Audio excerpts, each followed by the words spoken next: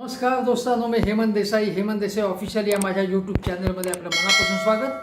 हा चॅनल जरूर सबस्क्राईब करा आणि शेजारचं बेल आयकनचं बटन दाबा.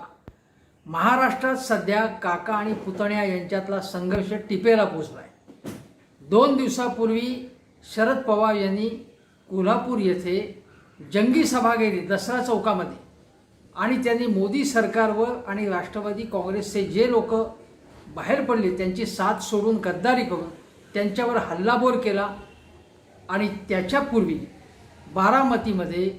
त्याच्यानंतर बारामतीमध्ये अजितदादांचं जंगी स्वागत करण्यात आलं. म्हणजे बारामती ही माझी कशी आहे हे दाखवण्याचा प्रयत्न केला.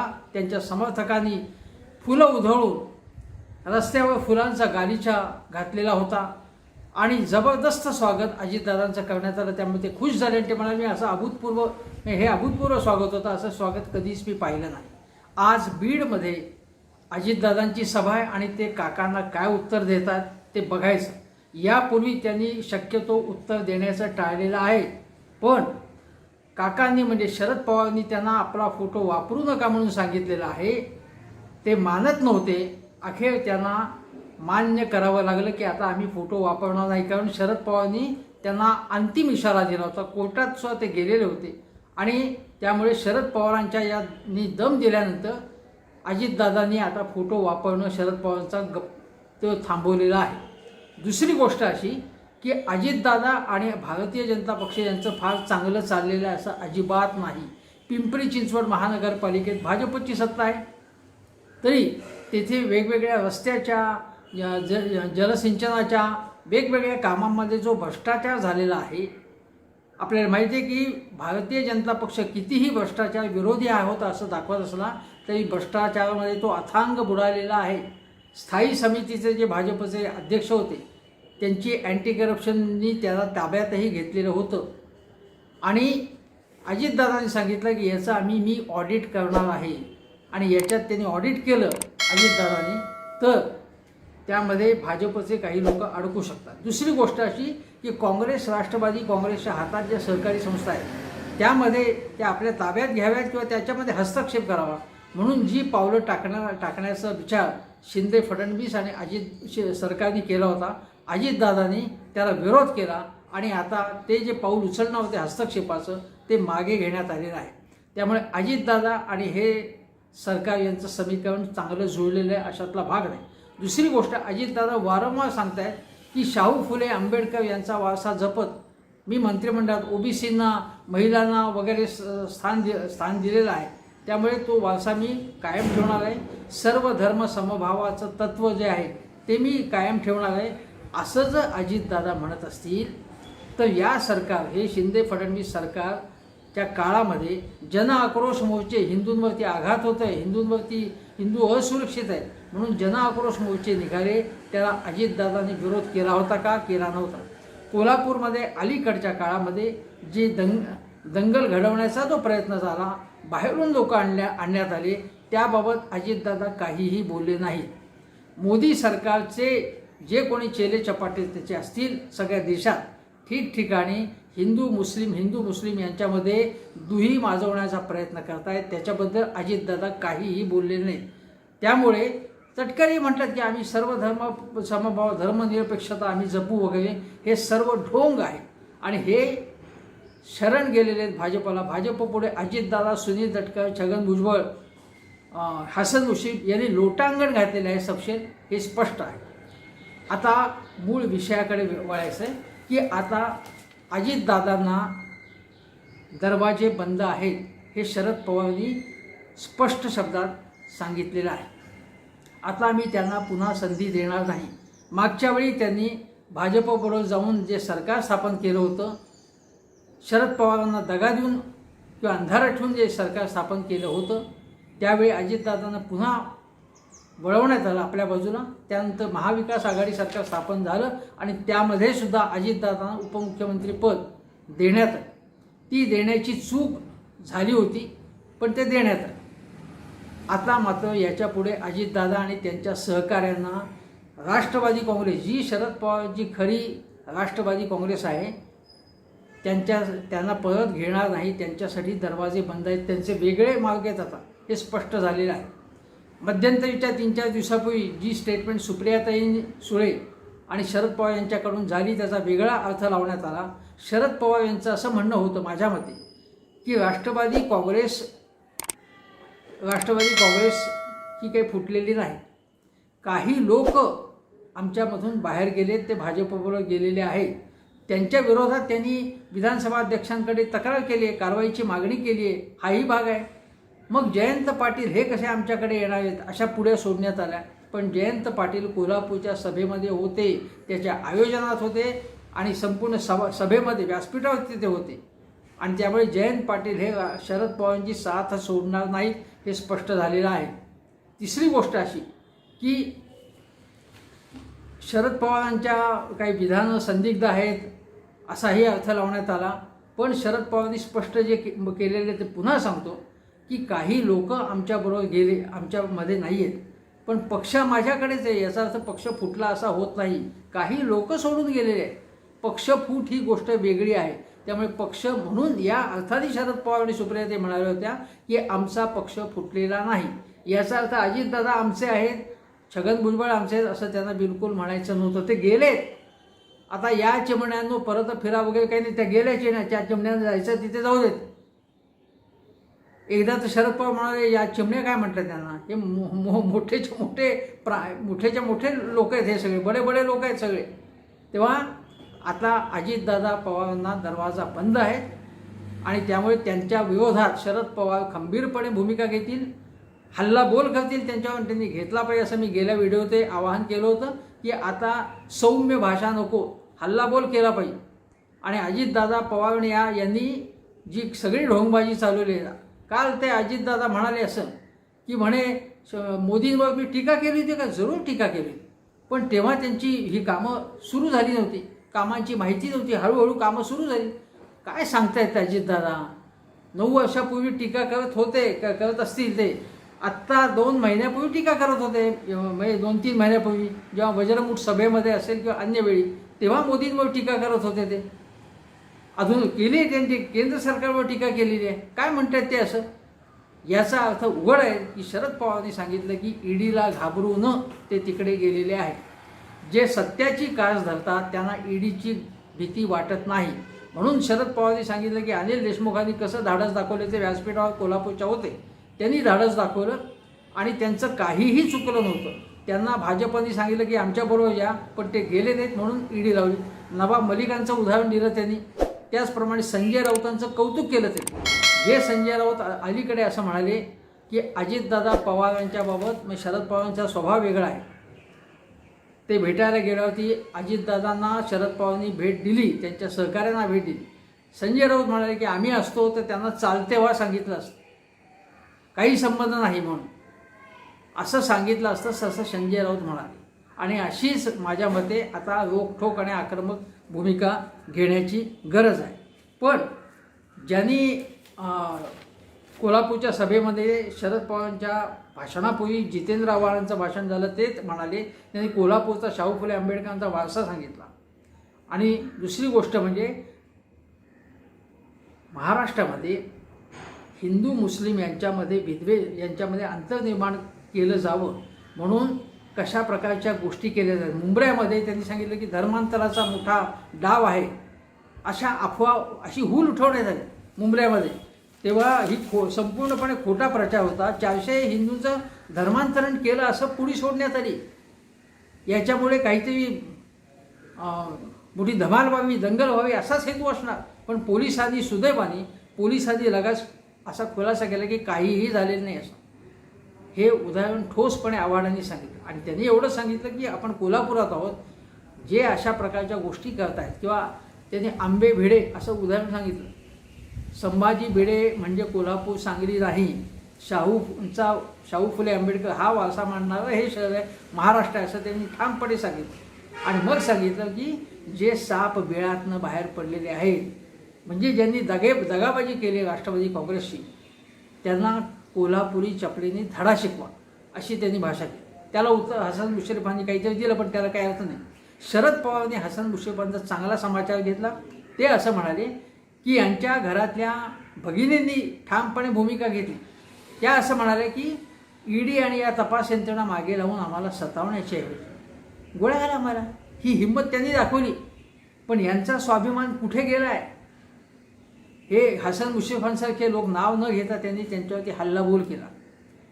दुसरी गोष्ट अशी, दिलीप वळसे पाटलांचाही त्यांनी समाचार घेतला. वळसे पाटील म्हणाले होते की स्वबळावरती काही शरद पवार सत्ता आणू शकले नाहीत किंवा राष्ट्रवादी काँग्रेस सत्ता आणू शकले नाहीत. आणि त्यावेळी दिलीप वळसे पाटील यांनी जिल्ह्यामध्ये तरी काही ताकद आपली वाढवली का? त्यांनी काय केलं असा प्रश्न मी विचारला होता. पहिला पाहिजे फेसबुक पोस्टवरती आपल्याला दाखवत असेल. मग व्हिडिओचा उल्लेख केला. त्यांनी शरद पवारांनी उत्तर दिलं की स्वबळावरच मी राज्याचा 4 वेळा मुख्यमंत्री झालो, माझ्या बळावरती. आणि त्यांनी असं म्हटलं पवारसाहेबांनी की मी ही शपथ घेतली मी, आणि त्यावेळी राष्ट्रवादी पक्षाकडून नसलो तरी यापूर्वी अन्य पक्षांच्या मदतीने मी 4 वेळा मुख्यमंत्रीपदाची शपथ घेतली. ही शपथ घेतली म्हणजे मला महाराष्ट्रातील जनतेचा पाठिंबा होता. परंतु हा इतिहास कोणाला माहिती नसेल तर त्याला मी काय करू, असं रोखठोक उत्तर शरद पवारांनी दिलीप वळसे पाटलांना दिलं. बघा, यांना आपले शब्द गिळायला लागले बघ. म्हणजे शरद पवारांच्याबद्दल असे उद्गार काढल्यानंतर माघार घ्यायला लागली. मी असं काही बोललो, मला असं म्हणायचं नव्हतं वगैरे वगैरे असा खुलासा करावा लागला. छगन भुजबळांनी सुद्धा एका समाजाबद्दल टीका केली तेव्हा त्यांना शब्द मागे घ्यायला लागले. विजयकुमार गावित यांनी सुद्धा काही आक्षेपार्ह वक्तव्य केलं होतं, त्यांनाही आपले शब्द गिळायला लागले. हे यांची स्थिती आहे. या सगळ्या लोकांची स्थिती काय आहे ती बघा, अनेक नेत्यांची स्थिती काय आहे ती बघा. पण कालच्या सभेमध्ये शाहू महाराजही होते, कोल्हापूरचे छत्रपती शाहू महाराज, आणि त्यांनी सांगितलं की बदल होण्याची देशात आणि महाराष्ट्रात शक्यता आहे, हे लक्षात घ्या. जितेंद्र आव्हाडांचा मी तो आपल्याला उल्लेख केला. आणि शरद पवारांनी अनेक मुद्दे सांगितले, व्यवस्थित मांडले. अतिशय उत्कृष्ट भाषण झालं शरद पवार. त्यांनी मणिपूरचा उल्लेख केला आणि सांगितलं की आया बहिणींची बेअब्रू किंवा धिंड निघत असेल आणि त्यांना वाचवण्यासाठी केंद्र सरकार, मणिपूरमधलं भाजप सरकार काहीच करत नसेल, स्त्रियांची इज्जत सांभाळू शकत नसेल, तर अशा लोकांना सत्तेवर राहण्याचा अधिकार नाही, हे त्यांनी सांगितलं. उद्योगधंदे आणि कारखान्यांची गरज आहे तरुणांना रोजगार मिळण्यासाठी.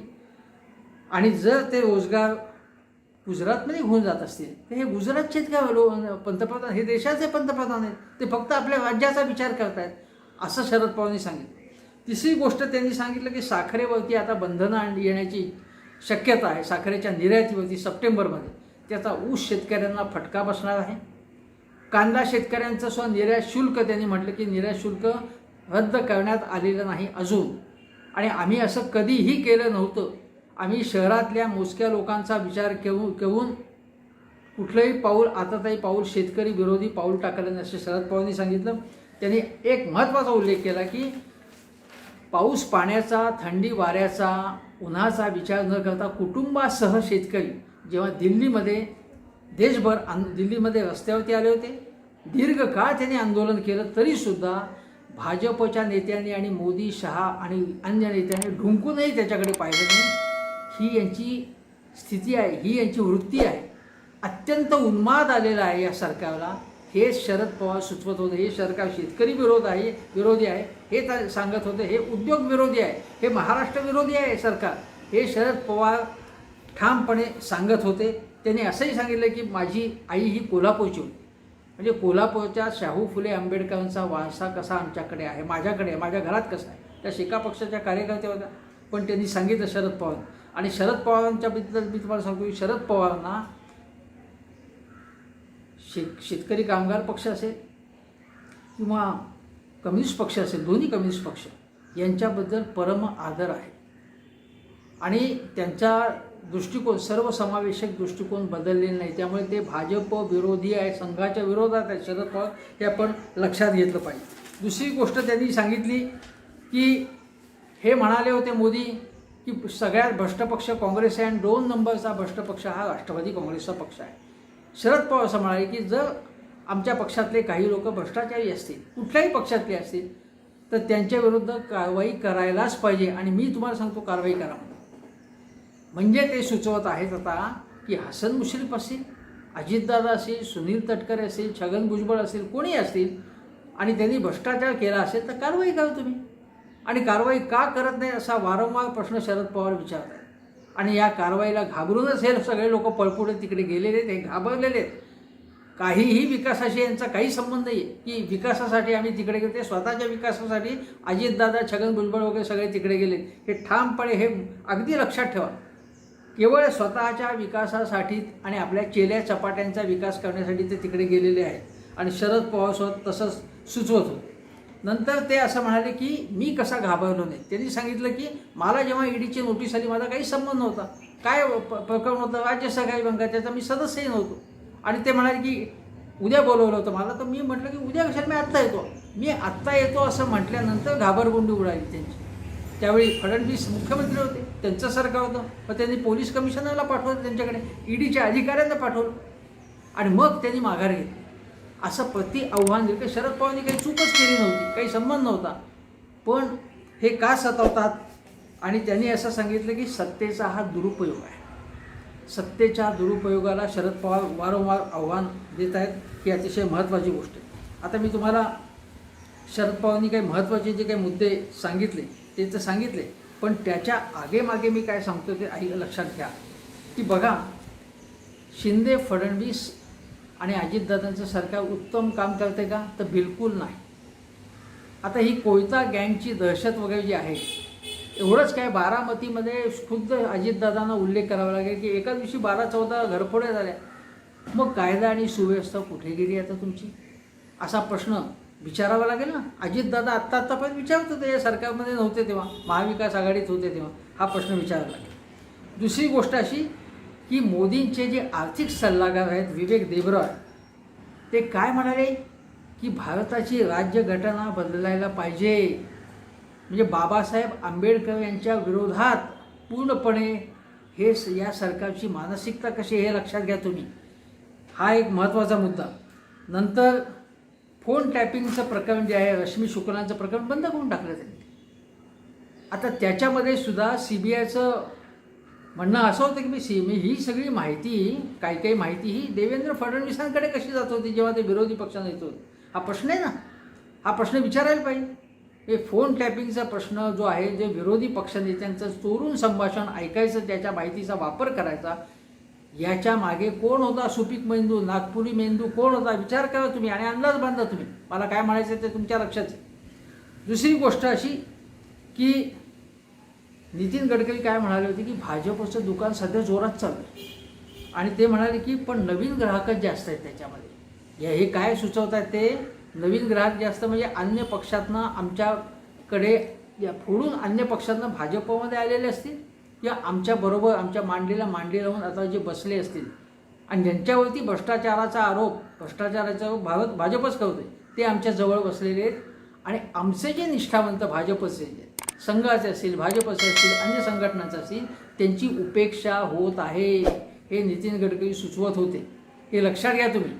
म्हणजे अजितदादा, एकनाथ शिंदे वगैरे लोक बरोबर आल्याचं नितीन गडकरींना आवडलेलं नाही आहे किंवा भाजपमधल्या अनेक लोकांना ते आवडलं नाही, त्यांची उपेक्षा केली जाते, हे आपण लक्षात ठेवलं पाहिजे. दुसरी गोष्ट अशी की या कोल्हापूरच्या सभेमध्ये हे लक्षात आलं. त्या सभेच्या त्या आयोजकांनी किंवा तिथल्या कोल्हापूरचे जे पक्षप्रमुख आहेत राष्ट्रवादी, त्यांनी सांगितलं की ही गर्दी जमवलेली नाही. कोल्हापूरमधल्या पूर्वी कसे की काही तालुक्यातले लोक याचे सगळे येथे, आता यावेळी 12च्या 12 तालुक्यातले लोक स्वयंस्फूर्तीने स्वखर्चाने आलेले आहेत कोल्हापूरमध्ये. आणि दसरा चौक हा कोल्हापूरचा महत्त्वाचा भाग, त्या ठिकाणी आले होते. दुसरी गोष्ट म्हणजे त्याच्यामध्ये तरुण वर्ग आणि महिला वर्ग हा मोठ्या प्रमाणामध्ये होता. माझ्या मते शरद पवारांचं मी कौतुक करण्यासाठी हे बोलत नाही, पण वातावरण कसं बदलतं हे लक्षात घ्या. लोक उत्स्फूर्तपणे येत आहेत. ज्यांना वाटते की आपला स्वाभिमान ठेचला जातोय, दिल्लीवरनं दादागिरी केली जाते, संघराज्याची जी सगळा ढाचा उद्ध्वस्त केला जातो, शाहू फुले आंबेडकरांचा वारसा मागे ठेवला जातो, हे सगळे लोक येणं हे आपण लक्षात घेतलं पाहिजे की. आणि त्याच्यामध्ये अशी ही भाषा करण्यात आली योग्य की हिमालयापुढे म्हणजे दिल्लीपुढे सह्याद्री झुकणार नाही, ही स्वाभिमानी भाषा करण्यात आली. त्याच्यामध्ये आबांचा मुलाचंही भाषण झालं, रोहित पवारांचं भाषण झालं, उत्तम भाषणं झाली. हे तरुण लोक सगळे, ह्या तरुण लोकांनी अत्यंत तडफदार भाषणं केली. रोहित पवार तर तडफदारपणे बोलतातच आणि ईडीला घाबरत नाही, घाबरणार नाही, मलाही लव्ह लेटर आले असंही त्यांनी वारंवार सांगितलं, पण ते घाबरलेले नाही आहेत. ते आपल्या आजोबांची साथ करतायत, हे आपण लक्षात ठेवलं पाहिजे. दुसरी म्हणजे गोष्ट सांगण्यात आली की हा जो सगळा ऑडियन्स कोल्हापूरमध्ये जमलेला होता तो क्वालिटी ऑडियन्स आहे असं सांगण्यात आलं. म्हणजे त्यांनी असं सांगितलं या आयोजकांनी की जे जे लोक वेगवेगळ्या तालुक्यातलं पंचक्रोशीतून आलेत ते एक एक असा तगडा माणूस आहे की त्याच्यामागे हजार हजार लोक उभे आहेत असं त्यांना म्हणायचं होतं. म्हणजे गर्दी समजा असेल 10,000ची तर ती गर्दी प्रत्यक्षात लाखाची आहे असं समजा, असं त्यांना म्हणायचं होतं. ही एक गोष्ट. दुसरी गोष्ट जे सगळं आलबेल चाललं आहे महाराष्ट्रात असं बिलकुल नाही.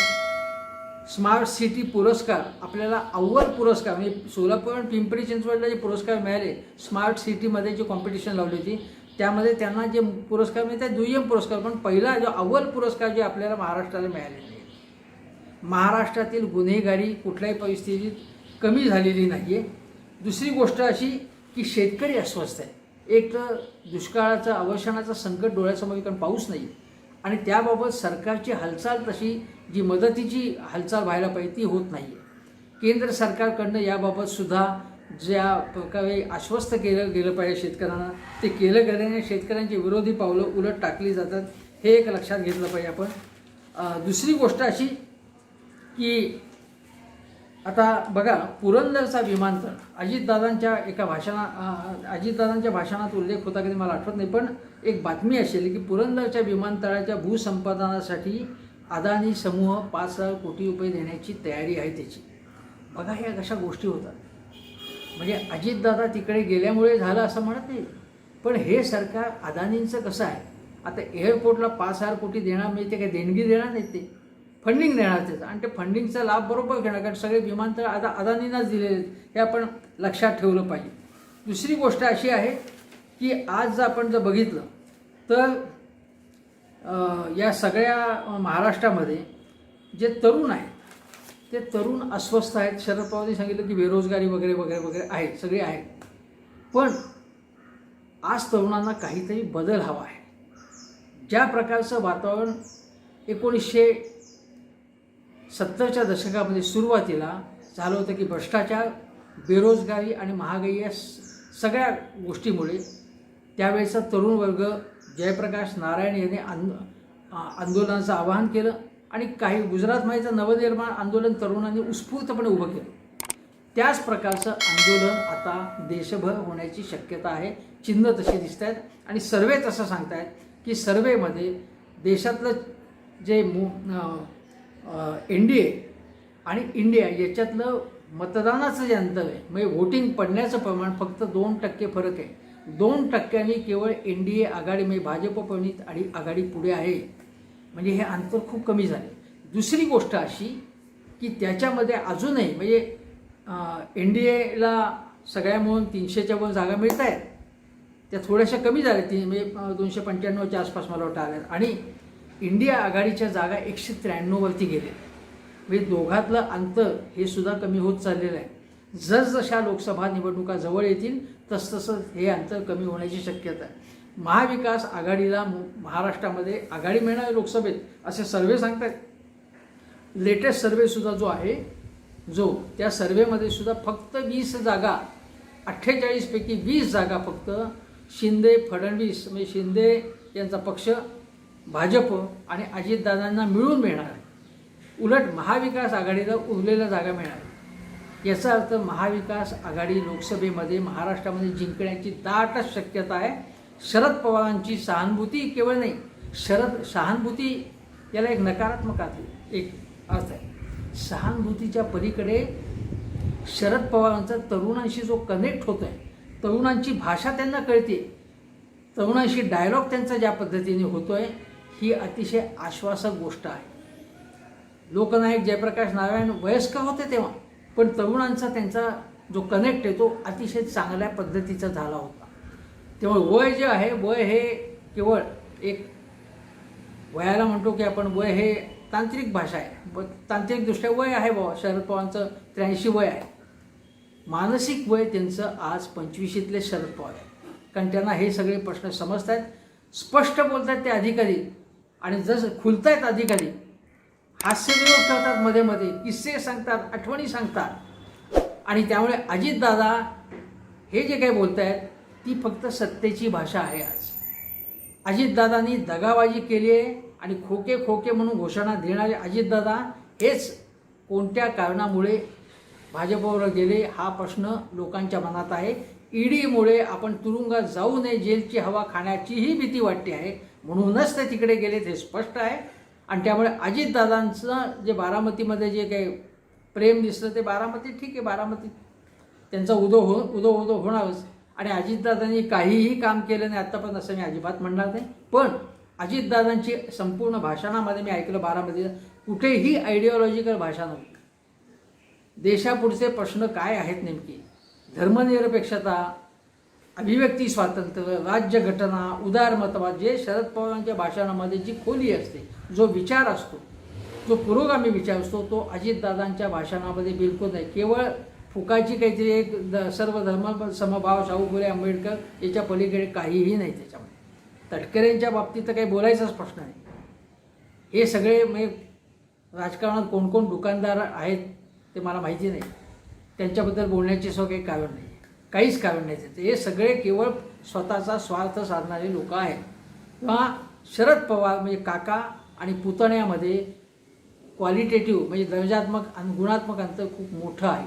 शरद पवार हे कधीही भाजपबरोबर जाणार नाहीत हे स्पष्ट आहे. आता त्याच्याबद्दलचा प्रश्न कोणीही विचारू नये, अपप्रचाराला बिलकुल बळी पडू नये. आणि आज शरद पवारांनी खंबीरपणे भूमिका घेतली आहे आणि उत्तरोत्तर काळामध्ये त्यांना अधिकाधिक प्रतिसाद मिळाले, यश मिळाले, याच्याबद्दल माझ्या मनात बिलकुल शंका नाही. आणि अजितदादा पवार असतील, एकनाथ शिंदे असतील, यांची जी सगळे दिवाळखोरीचं राजकारण, तडजोडीचं राजकारण आणि हे सगळं जे घाबरून ते तिकडे गेले आहेत, पळपुटे आहेत, हे घाबरट लोक आहेत, बेदरट लोक आहेत, त्याचा तत्वाशी काही संबंध नाही, फक्त स्वार्थ साधन हाच त्यांचा एकमेव हेतू आहे. हा दोघातला फरक लक्षात घेतला पाहिजे. शिंदे अजितदादा हे काय पद्धतीचे लोक आहेत, राजकारणाचा केवळ व्यवहार म्हणून विचार करतात. शरद पवार हे तत्वानी, निष्ठेनी, काहीतरी एक विचारांनी राजकारण करत आहेत. आजच्या तरुणांनी हे लक्षात घेतलं पाहिजे, एवढंच सांगतो आणि इथे थांबतो. नमस्कार.